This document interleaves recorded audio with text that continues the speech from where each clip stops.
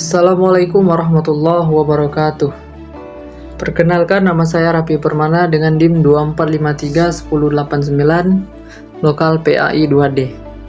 Baik, di sini saya ingin mengumpulkan tugas mata kuliah manajemen pendidikan, yaitu tentang konsep dan implementasi manajemen tenaga pendidik dan kependidikan atau MTPK di sekolah. Dosen pengampu mata kuliah manajemen pendidikan ini yaitu Dr. Emy Kholilah Harahap, MPDI. Baik, langsung saja kita masuk ke materi yang pertama, yaitu tentang pengertian dan ruang lingkup MTPK. Baik, di sini saya akan menjelaskan terlebih dahulu tentang pengertian MTPK. Manajemen tenaga pendidik dan kependidikan atau MTPK adalah serangkaian aktivitas yang berkaitan dengan pengelolaan sumber daya manusia yang terlibat dalam proses pendidikan di sekolah. MTPK merupakan proses perencanaan, pengorganisasian, pengarahan, dan pengendalian seluruh kegiatan yang berkaitan dengan tenaga pendidik atau guru dan tenaga kependidikan atau staf administrasi, laboran, pustakawan, dan lain-lain untuk mencapai tujuan pendidikan secara efektif dan efisien. Selanjutnya yaitu ruang lingkup MTPK. Yang pertama yaitu perencanaan STM, yaitu analisis kebutuhan tenaga pendidik dan kependidikan, penyusunan formasi, rekrutmen dan seleksi, dan penempatan dan penugasan. Yang kedua yaitu pengembangan sumber daya manusia atau SDM, yaitu pendidikan dan pelatihan atau diklat, pengembangan karir, pengembangan profesionalisme berkelanjutan, pembinaan kompetensi atau pedagogik, profesional, kepribadian, dan sosial, dan program sertifikasi guru. Yang ketiga yaitu penilaian kinerja, yaitu supervisi akademik, evaluasi kinerja, penilaian prestasi kerja, dan pengukuran kompetensi dan produktivitas.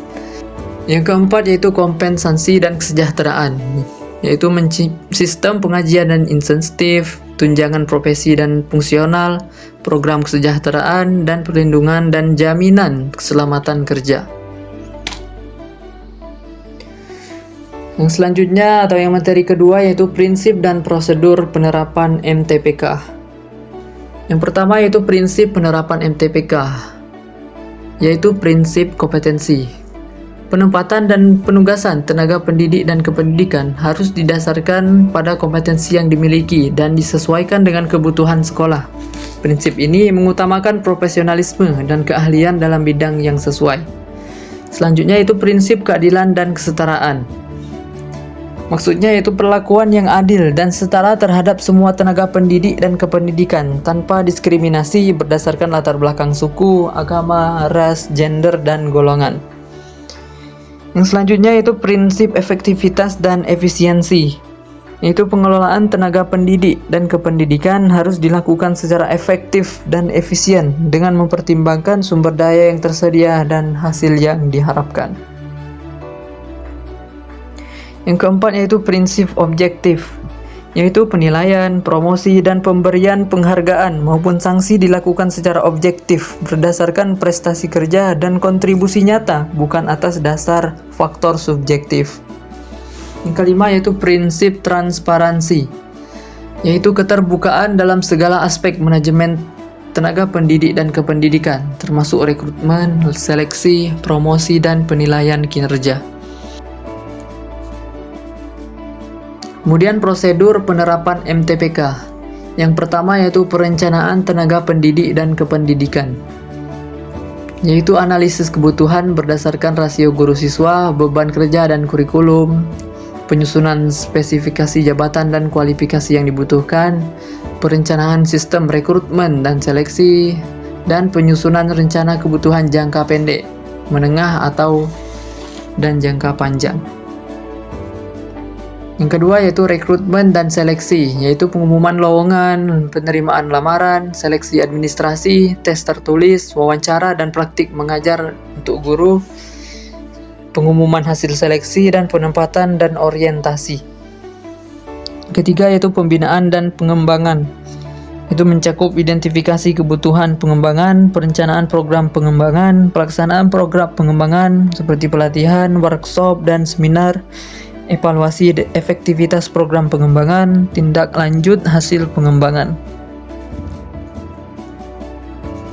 Yang keempat yaitu penilaian kinerja, yaitu penempatan standar kinerja, penyusunan instrumen penilaian, pelaksanaan penilaian, yaitu seperti observasi, portofolio, dan wawancara, yaitu analisis hasil penelitian, dan umpan balik dan tindak lanjut.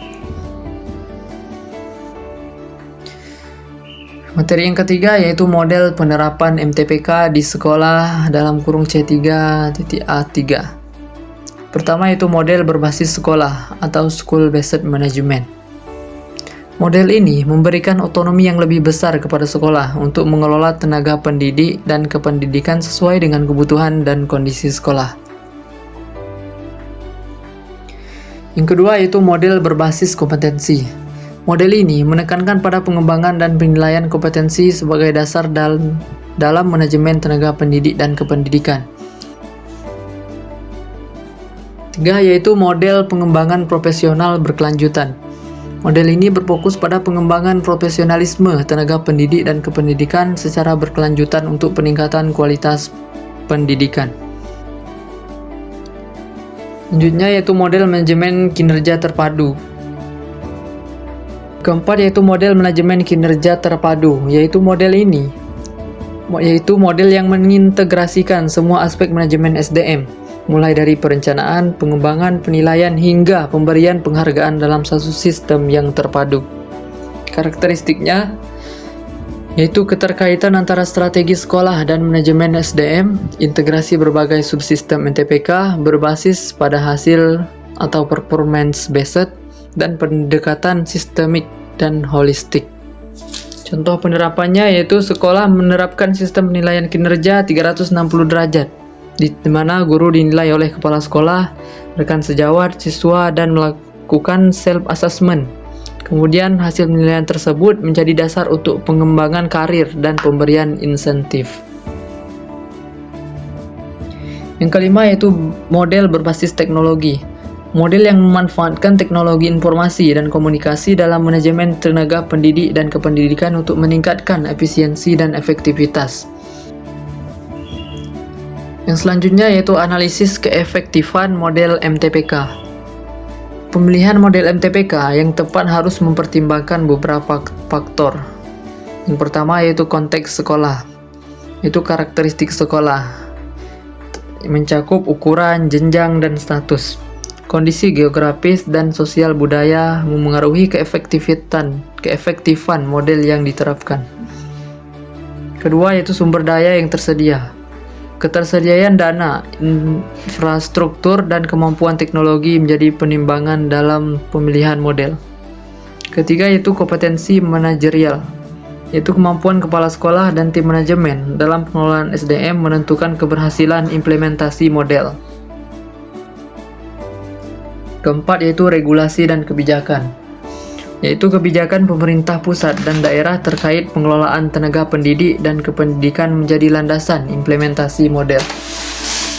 Yang kelima yaitu budaya organisasi, yaitu nilai, norma, dan kebiasaan yang berlaku di sekolah memengaruhi implementasi model MTPK.